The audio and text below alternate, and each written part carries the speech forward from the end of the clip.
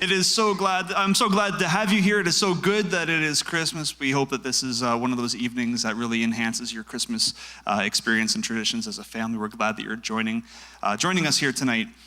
A week ago, we moved into our house.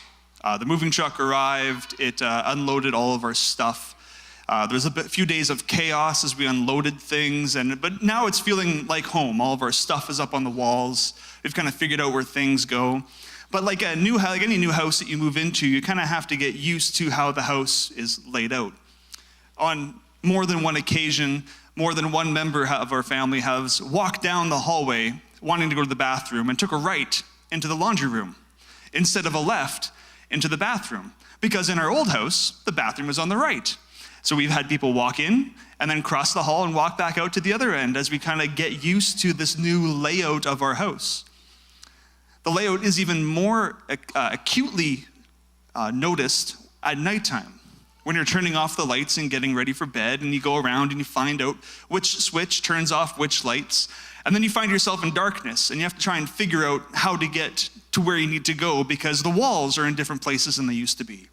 You're making sure you're not gonna hoof the couch as you walk past because the furniture is in a different spot. You don't want to trip going up or down the stairs. And so you kind of have this little bit of blind groping around, trying to make sure you can make your way back to your bedroom without injuring yourself.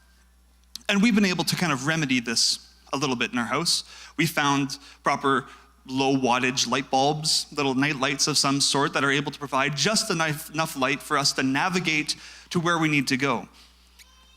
They allow us to wake up. So when we wake up in the middle of the night, you don't have that disorienting feeling of, I'm not sure where I need to be, where am I, which way is the door facing? We have just enough of a light that catches our attention so we know where we need to go.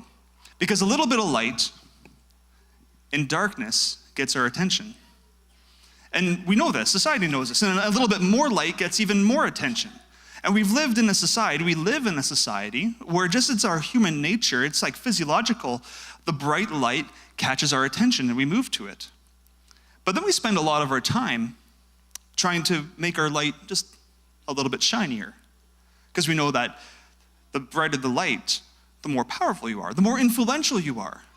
In fact, the deeper the pockets, the more light you can buy. And so we have celebrities and people and corporations saying, follow us, follow our light shinier.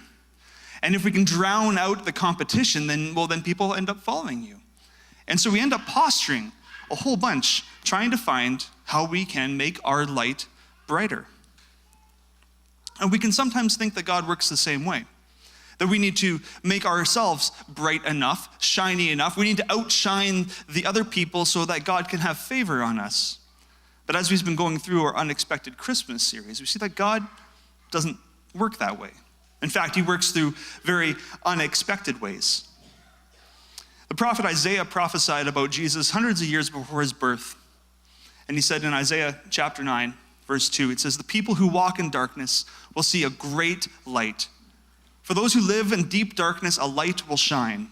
And this is really helpful when you're in a brand new house in the darkness and you want to find your way somewhere. That darkness is helpful when you can have a light to shine in that way.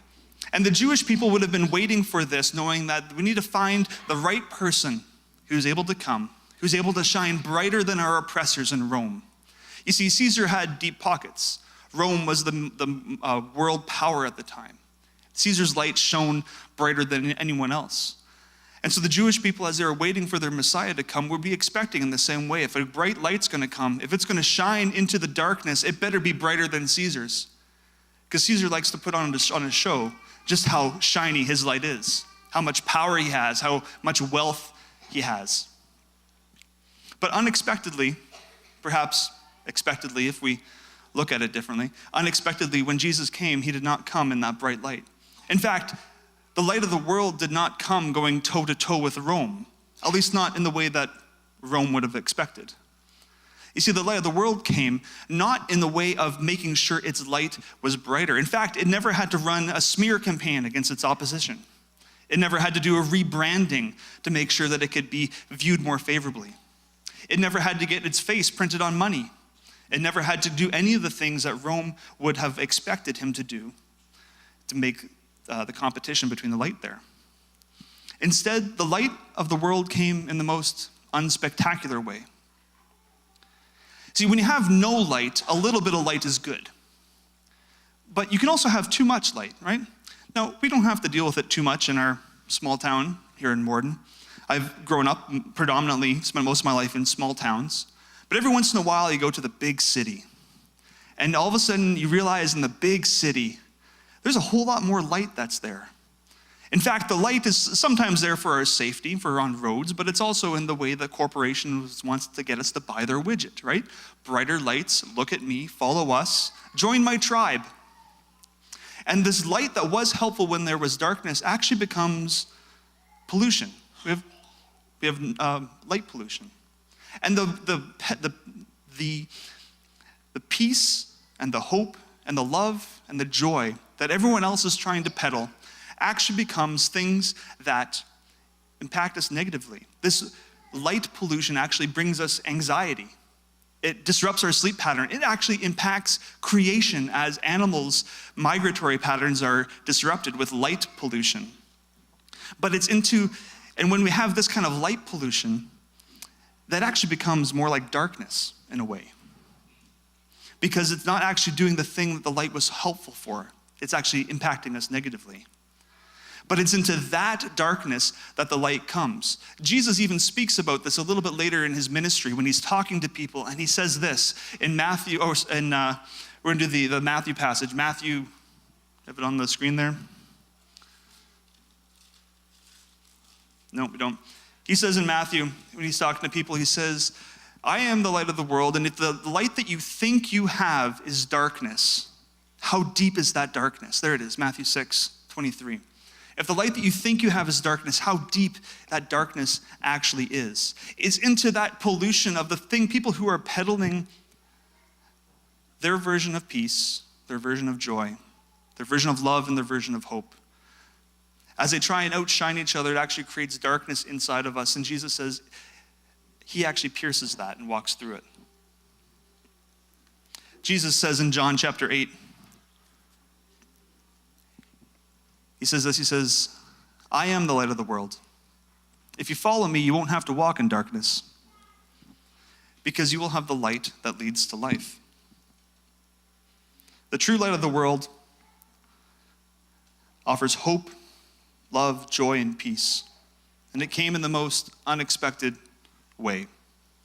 Fragile, vulnerable, and powerless. See, in line with Jesus' paradoxical teachings later on about if you want to gain your life, you have to lose it. If you want to be first, be last. In one instant, the omnipotent would make himself breakable. He who is spirit would make himself pierceable.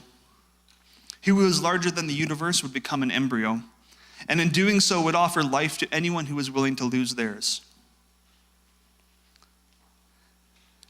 Jesus comes in the midst, and he comes with a light into the darkness, but not in the way that we expect. He doesn't come in the way where he says, move aside, everyone. I got this. I'm going to shine brighter than everyone. He takes a much more different, much more unexpected approach to it. See, the light of the world comes with the hope, the love, the joy, and the peace, but he wants to do it not through his own power and his might, which he does, but he wants to involve us in the middle of it. And instead of the light that gets turned on and blasts us, this light is one that comes in very humble, unexpected ways. And he doesn't say, move out of the way, I got this. Or look out, Caesar. Or Rome, or whoever it might be. He actually says, I want to partner with you in unexpected ways with unexpected people. And this light of the world comes, and in a very fragile way, a very contagious way, this light impacts each of us. And it begins to spread. The light of the world is subversive. It doesn't come in an overpowering way. It doesn't say, stand aside, I got this. It comes in subversive, unexpected ways. through you, to the person next to you, to the person next to them. And I realize we're all family here, and so you'll start wondering, them too? Yeah, exactly. It's subversive, and it doesn't go head to head with the lights that other people try to shine. But in the same way, it offers things that what the other people want are just frauds, just imitation versions of peace, of hope, of joy, and of love. It's the presence of Jesus Christ that's with you, symbolically through these candles here. So while the candles get extinguished and we go on our way with our Christmas celebrations, know that the light of the world goes with you in a subversive way, one that overpowers the greatest of lights that even roam the deepest pocketbooks that the wealthy ever could. And there's nothing to fear because we have the light of the world with us. So as you extinguish your candles, be careful of the wax that's there, that we don't shower your neighbor in front of you with that. But go in peace knowing that you carry the presence of Christ with you this season. Amen.